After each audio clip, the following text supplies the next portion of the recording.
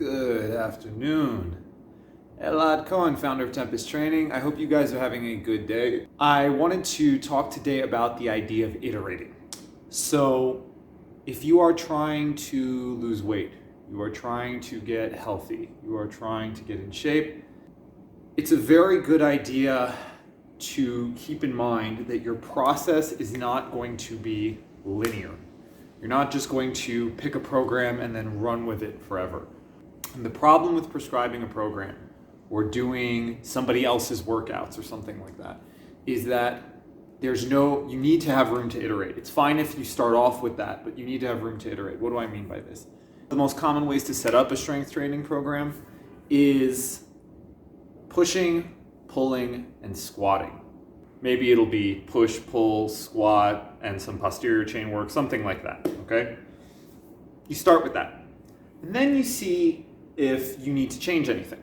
Okay, you can start with that, but you have to start with something that's well established in the evidence. So when we're talking about weight loss, adding vegetables and fruits to your diet, very well established, evidence-based move. Especially vegetables. They don't have a lot of calories per pound. You start with that. Then you can gradually start to tweak things. And the reason that I always stress this to my clients, and I stress it when I'm talking to people, is that you can do radical stuff in the beginning. If you're eating really terribly or something like that, fine.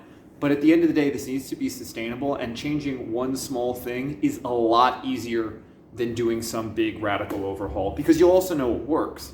So you need to iterate your process. If you're trying to cut down on drinking things that are high calorie, like soda, okay, you can start by switching it out with something that doesn't actually have sugar. That's a small change. That's a sustainable change, usually. That becomes easy, then you move on from there. You don't have to jump and start doing something really complicated. Test it. Also, have a hypothesis. What will this do? In the case of soda, it might be make me lose weight if you're drinking a lot of it, but it could be something small as just reduce my sugar intake. Okay, so you want to make sure that whatever change you're doing has some kind of effect that you can look at. And you don't necessarily need to be able to measure it in numbers, but you do need to be able to observe it directly. If it's an effect that's hard to get at, it's not going to work. So think about iterating your process rather than overhauling your diet and exercise overnight. If that type of approach sounds like it would work for you, please talk to me.